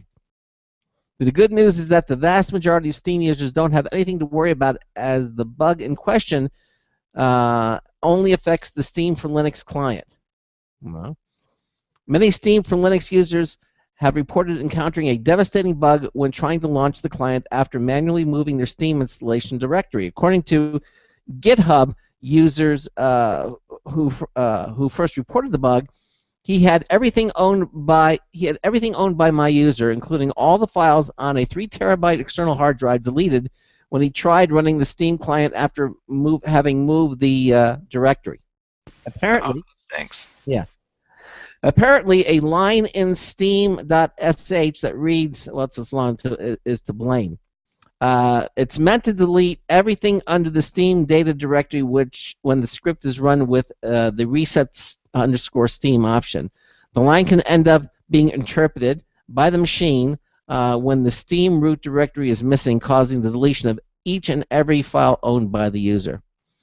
Now, Valve has told PC World that it has so far failed to reproduce the issue, adding that it is working on some additional checks to assure that this bug is not possible while they continue to investigate. Well, there you go. You didn't think that Linux would have these problems, but evidently someone had it in for them. I mean, it's not just Linux. I guess it's an error with Steam as well. Yeah. So I mean, it's not something that's by default. Oh, Linux is erasing people's computers. It's just some erroneous programming through the Steam box. Okay. Well, Linux users, we're not blaming you. It just happens. Okay. What? Wait, but it also said that it wiped out all the files on its backup, didn't it? Yes, it did. Oof, that's rough. Yep, it is. That's not good. Okay. I really should have these picked out beforehand, huh? Yes. How about this one? This one is. Did you already go over, by the way, the Amazon original movies? I know you teased it. No, we didn't do it. Okay. Well then, the Amazon people, Amazonians, who bring you Amazon.com, they have, having made its mark on television, on the television industry with a win at the Golden Globes this year, Amazon is looking to expand to even larger screens in the future. So, according to a press release today, Amazon will begin production on its first slate of movies in 2015, with the intention of bringing 12 original films to theaters every year. Right. You know, for a studio, and I never really pay attention, but how many do you think the average studio puts out, Craig? Movies a year? 12? I don't know. I'm just, like Paramount and Paramount. And like I kind of want to get a sense of where Amazon ranks on producing movies. 20th Century compared to Fox. everyone else. That's about 12. Yeah, 20th Century Fox. So, so I would assume that they're doing pretty well. As an actual film producer, and not just the place you buy your socks and your television online. It could be an actual source of movies.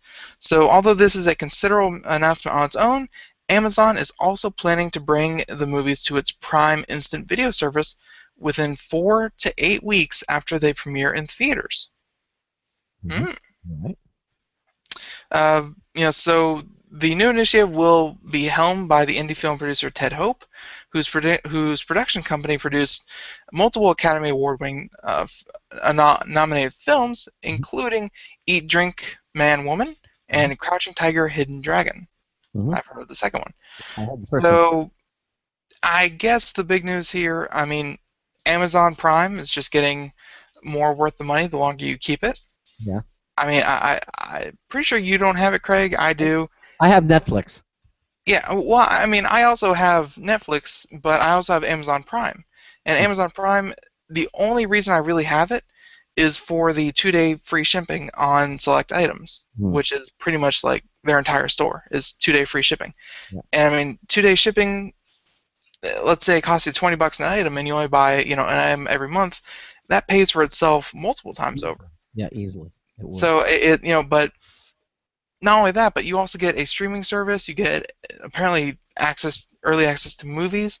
I mean, Amazon's doing a great thing by just giving you so much value for the one, for their one service. Because I'll be honest, if they sold, Amazon Instant Prime Video or Prime Instant Video, as a separate service compared to their Amazon Prime, I probably wouldn't have it.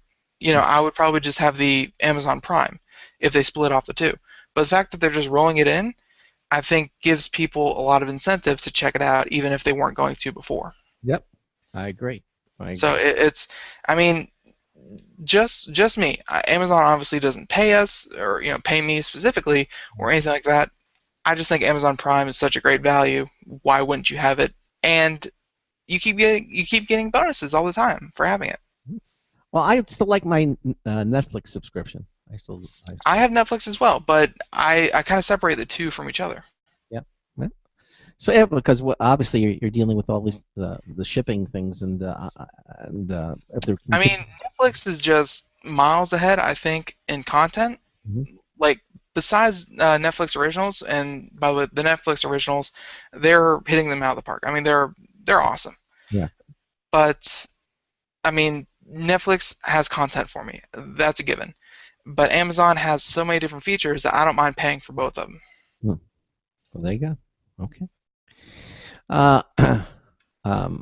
I don't have Amazon Prime, but if I were to do more ordering of things through Amazon, I would obviously get it, but I don't. So that's basically the only reason I don't have it at this time. But Worth looking into. Well, I recommend it. okay. And speaking of Amazon, this other story. Was this kind of related to Amazon as a game-changing plan for releasing original movies? Is this a related story? Yeah, actually, I think that's pretty much what we just talked about. Yeah, because they also had the Amazon promises dozens of films as original content war when Netflix heats up. All right, actually, I have a story that's going to take us, through to the end of the show. Well, and we have a winner. Remember, we do have one. Do you want to announce that now, and then do the show, or do the? Okay. I will do that right now. Okay, let's do our grand prize winner. Okay, and this is for the Logitech X300 mobile wireless stereo speaker. Okay, valued at $70, and that prize goes to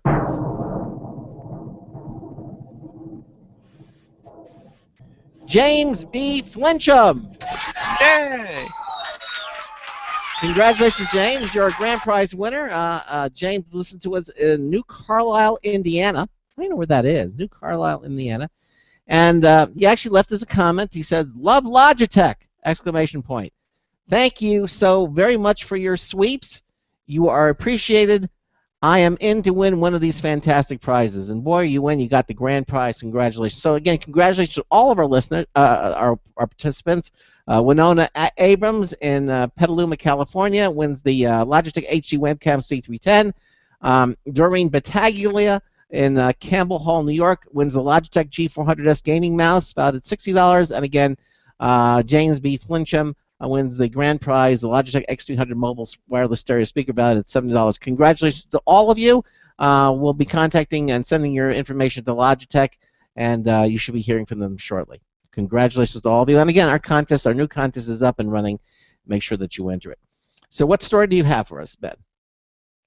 Yeah, no, the last story I think would be good would be this one about Google wanting to dump a bunch of money into Elon Musk's SpaceX. Oh, okay. All right. So, SpaceX, obviously they're the privately held company that is, flying astronauts up and down, to the space station.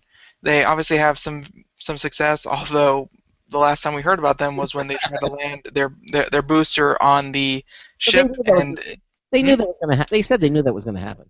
It was a good try, though.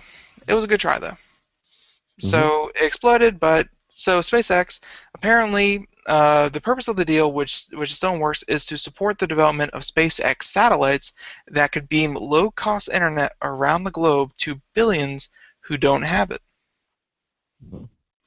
So a source closely to the alleged deal says Google has agreed to value SpaceX north of $10 billion. So in 2010, the company, the privately funded space company, became the first private company to put a spacecraft in orbit and successfully return. So now he says that now that Elon Musk says that the space internet venture could one day stretch all the way to Mars. So if you're wondering how Mars was ever going to get internet, it would be something along these lines. It would be a system of satellites, I guess, would be strung between Mars and Earth. Wow. And but I think the big thing here is that okay, Craig, let's see if you can think why Google would want to help develop this. Having internet on Mars? No. A system of satellites to beam internet to everyone on Earth. Oh. Mars is a side effect. Mars is, what could happen in the future. Well, if you could get internet to everybody on Earth through a satellite system, I mean, then you would, that if you can get it to go at a decent rate, and provide it for, a nominal charge, basically you could own the internet. I don't think they'd be charging for it in that sense. Yeah. But I think that if Google, who makes their money through ads, can get another 3 billion people looking at their ads, yeah, I mean, that's as good as money in the pocket. It is. So if Google would be willing to spend $10 billion to somehow, get internet to all these different people, it would be a great boon, not just their company, but if we're thinking out out in the future, to mankind in general. To be honest. Yeah, I think it would. I think it would be amazing to do. It would solve all the problems that getting information and getting it at a fast rate. Because I mean, that's really just it. I mean, right now there's about, I think it was like 2.6 billion people on the internet right now. Yeah. Who have access to stable internet. I mean, just bringing on like just that again, that's another 2.6 billion people thinking, giving ideas, giving just more brain power given to the internet. I agree. I mean, if they could do that, if they could pull that off, I would applaud them. Obviously, I mean, the closest thing to it now that we have is like DirecTV. They have internet, but it's it's not really broadband per se. But if you're in an isolated area and you have no choice, then it's obviously a viable. DirecTV, because I know they have satellite internet. Yeah, satellite internet. Yeah, and it's so. I've heard it's bad because everyone goes through, like, they promise X amount of speed, but then everyone goes through it, and then depending on the user base, the speeds just become dismal. So I think between Google and SpaceX, they're going to provide a much better infrastructure than just five satellites. And if they could cover the entire globe, that would be amazing. Could you imagine having a Wi-Fi signal and never leaving Wi-Fi range? I mean, just everywhere you go, there's always a Wi-Fi signal. That would be amazing. Yeah. You could be in the middle of Yellowstone and Wi-Fi signal. Yeah, exactly. That'd be cool. That'd be really cool. Exciting. Well, I'll tell you what. 90 seconds. We're out of time here. Tomorrow, something for you to think about. Coming up tomorrow night, we're going to have a company called MyDream.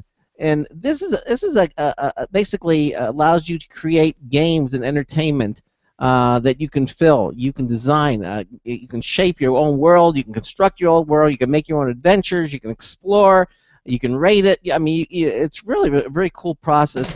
And they're going to be on the show tomorrow night talking about their service. 60 seconds. This looks really, really fascinating. And of course, in hour 2, we'll have more computer and technology news brought to you by Slimware Utilities, the official optimization software of Computer America. Again, thanks to all of you who played and won on our Logitech contest. Congratulations to our winners. And again, we have the contest up and running again. So head on over and get your entries in. You have till the end of February. So again, thanks to Thomas. Yeah, Thomas from Babbel. That was an interesting interview, and thanks to all of you for listening to us tonight. So until tomorrow night, this is Craig Crossman hoping that your hard disk never becomes floppy. We'll see you tomorrow night. 10 seconds. Good night, everyone.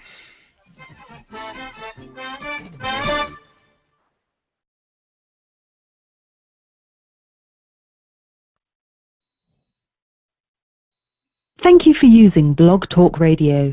Goodbye. And again, thanks to all of you watching us on our live Computer America video streaming page. And we hope to see you again tomorrow. And we'll see you tomorrow night. Okay? Looking forward to it. Again, congratulations to our winners.